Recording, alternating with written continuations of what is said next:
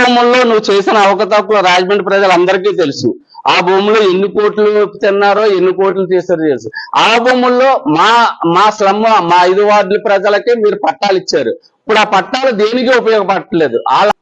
నాకు 2-3 రోజుల నుండి చాలా ఫోన్లు వస్తున్నాయి. మీ వైఎస్ఆర్సీపీ వాళ్ళే అసలు మాలోనే మాకు బోల అవకతవకలు ఉన్నాయి, నిన్ను ప్రత్యేకంగా పేరు పెట్టి మా ఎంపీ గారు విమర్శించడం ఏంటని చెప్పి నాకే ఫోన్లు చేసి నన్ను రకరకాలుగా మాట్లాడుతున్నారు. ఇక ఇది మామూలు శాంపిల్ కౌంటర్ మాత్రమే ఇస్తున్నాను నేను. తర్వాత ఇంకా చాలా మంది కౌంటర్లు చాలా మా దగ్గర ఉన్నాయి. మాట్లాడించారండి నన్ను 2 సార్లు వాళ్ళ ఇంటికి పిలిపించుకున్నారు. నన్ను చైర్మన్ నా మీద ఒత్తిడి తెచ్చారు. డిపార్ట్మెంట్ తో కూడా పిలిపించారు. డిపార్ట్మెంట్ తో కూడా పిలిపించి నన్ను చేరమని చెప్పి నేను చేరలేని కక్షతో నాతో ఇవన్నీ పెట్టి బురదలుతున్నారు. అది నేను అసలు మా ఫోటో నాది కాలేదు. దీని 22 ప్రమాణ శాఖలు చేశాను. 24 నేను తిరుపతి వెళ్ళాను. నాకు చుట్టేది ఎక్కడి నుంచి వస్తుంది? అది నాకు అది నేను విగ్గి పెట్టుకోవాలి. లేకపోతే నేను ఏమన్నా లేకపోతే నేను 22 కోట్లంగాలపేట ప్రమాణ స్వీకారం చేశాను. 24 నేను తిరుపతిలో గుండె చేయించుకున్నాను. నేను 9 గంటలకి చలిని కూడా చూడకుండా కోరి మీద 4000 జనం వచ్చారంటే అది మా గొప్పతనం.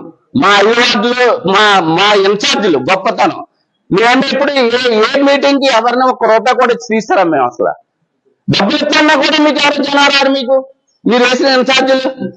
వైఎస్ఆర్ పార్టీకి జనాలు రావాలి అంటే ఇక్కడున్న నాయకుల మీద బురద జల్లాలి.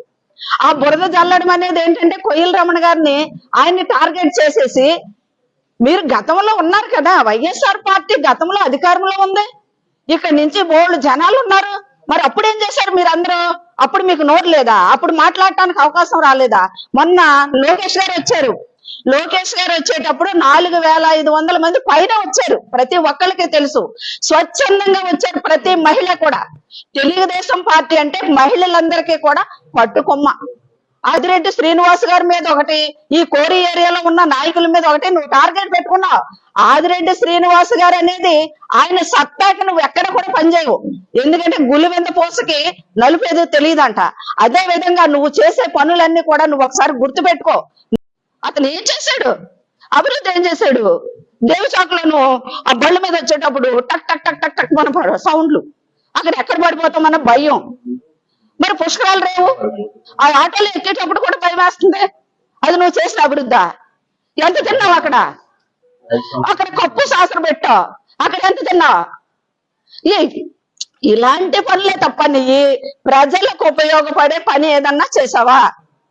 మా కోరి ఏరియాలో గాని ఎక్కడైనా గాని మా నాయకుల మీద బురద జల్లే ప్రయత్నం చేస్తే ఖబర్దార్, మార్గాన్ని భరత్ చాలా జాగ్రత్తగా ఉంది. 2019లో మీకు 150 సీట్ వచ్చింది. అప్పుడు కూడా మీరు ఈవీఎంల మీద గెలిచారా మీరు? అది కూడా మీ మనసాక్షి అర్థం చేసుకోండి. అది కూడా మాట్లాడితే ప్రతి మీటింగ్ లో ప్రతి దానికి ఈవీఎంఎల్ఏ. మీకు గతంలో మీకు కూడా 150 సీట్ వచ్చింది కదా. అప్పుడంటే మాకు 164 వచ్చినాయి. అప్పుడు మీరు 150 సీట్లో కూడా మీరు ఈవీఎంల మీద కదా గెలిచారు. అప్పుడు ఈవీఎంలే కదా ఉన్నాయి, ఇప్పుడు ఈవీఎంలే కదా ఉన్నాయి. మరి అప్పుడైతే ఈవీఎంల మీద గెలిచారా మీరు అప్పుడు? అది కూడా